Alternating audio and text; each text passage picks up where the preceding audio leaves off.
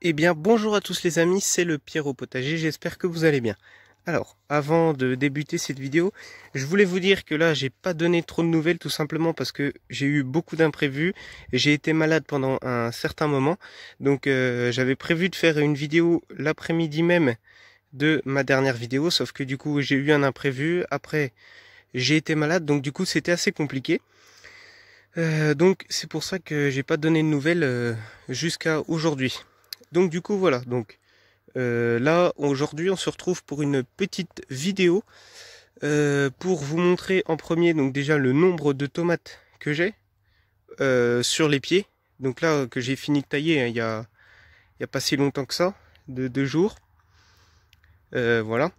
Donc et aussi pour vous montrer les pieds de courgettes parce que les courgettes ça touche à sa fin. Voilà.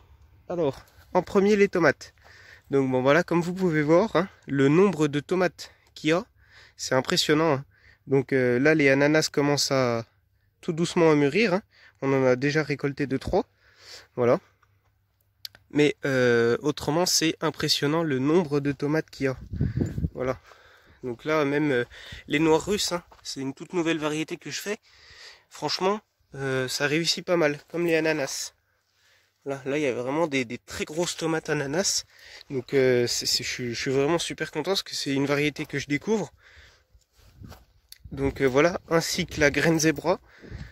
La graine zébra, alors j'ai toujours pas pu la goûter. Elle est ici, voilà. Donc là, c'est les premières tomates, je pense. Mais ce que je sais pas, c'est je sais pas quelle taille ça fait. Et je sais pas si la peau doit être dure ou ça doit être un petit peu mou pour dire que c'est mûr. En fait, je sais pas, parce que c'est une tomate qui se récolte comme ça. Hein. Ça, je le sais, mais je sais pas quand la récolter en fait. Je sais pas quand est-ce qu'elle est mûre. Parce que là, si vous voulez, la peau elle est dure, mais je sais pas si c'est une tomate ferme ou c'est une tomate un peu comme les cœurs de bœuf, un peu avec une chair un peu molle. Ça, je sais pas du tout. Donc pour ceux qui s'y connaissent, hein, ceux qui ont l'habitude de faire ça, de faire cette variété là, voilà. Ensuite, bon, voilà. Bon là, ce qui est dommage, c'est qu'il y a des pieds vraiment complètement couchés. Et là, je peux rien refaire parce que c'est du plastique. Alors là, ça tient bien quand on le met, mais à cause de la tempête, impossible de remettre parce que voilà, ça fait comme ça. Donc voilà, voilà. Pour les tomates. Donc franchement, c'est vraiment super. On a beaucoup de tomates. Donc là, j'ai carrément abandonné de désherber au pied. En fait, ça ne sert strictement à rien. Voilà. C'est vrai que c'est bien quand on vient de planter, hop, on désherbe un petit par là, par-ci, par-là, mais en fait ça sert à rien parce qu'à force de marcher, hein, quand on marche dessus, tous les jours j'arrose, donc à force de marcher dessus, voilà.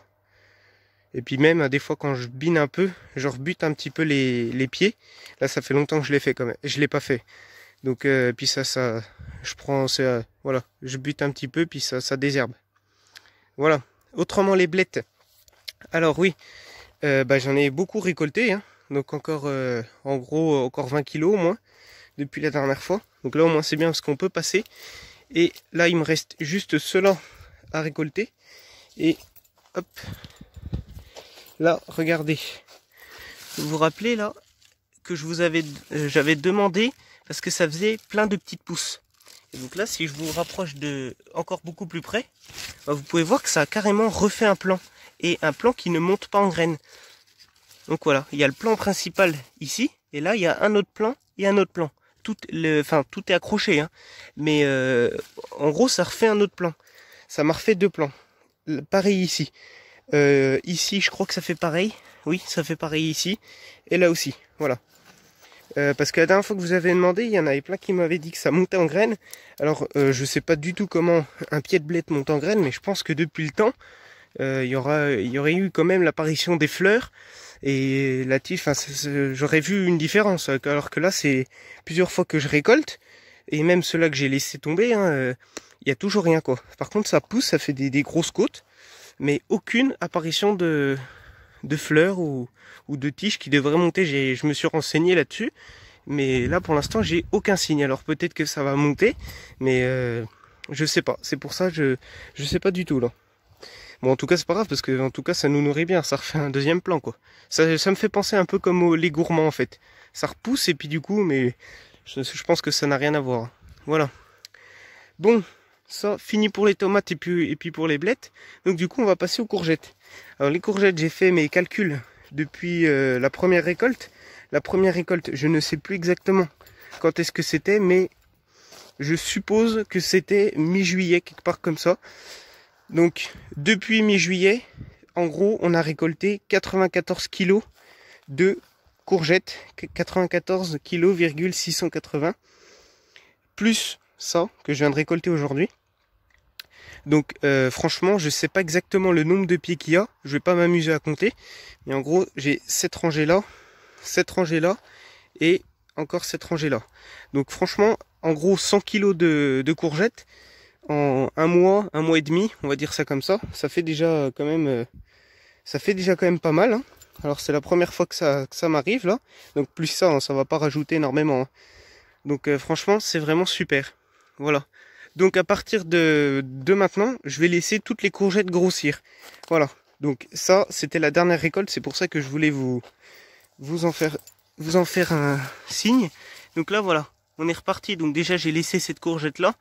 Et celle-là, elle va grossir. Parce que déjà, toutes les courgettes, elles donnent un signe de faiblesse et puis de fin de vie. Donc les moindres petites qu'il va avoir, je vais pas les récolter. Je vais toutes les laisser grossir jusqu'à voilà, jusqu'à ce que ça soit fini. Donc c'est pour ça.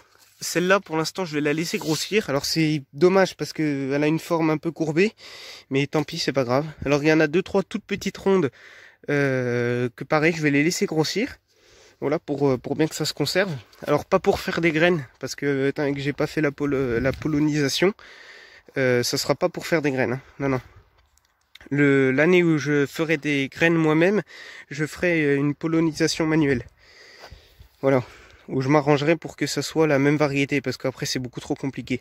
Voilà, comme par exemple celui-là, hop, là on a des toutes petites courgettes, alors pareil, je vais les laisser grossir. Voilà, alors celui-là je pense qu'il va encore en donner, mais je préfère voilà, les laisser grossir. Celui-là je pense qu'il est mort, mais on va quand même le laisser. Voilà, donc c'était tout simplement pour vous dire que c'était ma dernière récolte. Donc c'est fini, maintenant je vais plus récolter à part quand ça sera vraiment fini quoi. Mais du coup je vais les laisser grossir vraiment. Et puis on va voir ce que ça va faire. Voilà les amis. Voilà, voilà. Ainsi que cela, maintenant je récolte plus. Voilà, je laisse grossir et puis on va voir pour faire des conserves. Donc 94 kilos, c'est déjà quand même pas mal, hein. Voilà, je suis assez content parce que l'année dernière, je me rappelle que ça avait vraiment mal réussi, tout simplement parce qu'on avait récupéré des graines de courgettes, mais des courgettes qui n'avaient pas du tout été pollinisées. Donc en fait, ça m'a fait déjà louper beaucoup de semis. Et encore en plus, ça faisait des courgettes vraiment pas belles. Donc voilà. Donc là, je suis plutôt satisfait de cette année. Puis c'est des graines que j'ai achetées sur Cocopelli. Donc franchement, hein, c'est pas pour faire de la pub, mais je dis vraiment que c'est vraiment un bon site. Super site. Voilà. Parce que toutes mes graines sont principalement de ça, hein. Donc c'est impeccable. Pas toutes, mais pratiquement. Voilà. Surtout pour ceux qui m'ont suivi dans mes semis, hein, ils le savent. Parce que je l'ai déjà assez dit. Voilà les amis. Bon. Autrement, je suis bien content. J'ai appris quelque chose sur les tomates ovales. Que je croyais que c'était le mildiou, mais en fait, il fallait qu'il y ait le fond, hein. J'ai vu le commentaire. Donc franchement, c'est super. Parce que moi, avant, je les supprimais tous, comme vous pouvez voir. Et en fait, je vais les laisser. Puis je vais bien voir ce que ça fait. Voilà les amis. Eh ben écoutez, bon jardinage à tous. Et puis j'espère vous retrouver à très bientôt pour mes prochains semis. Allez les amis, à très bientôt.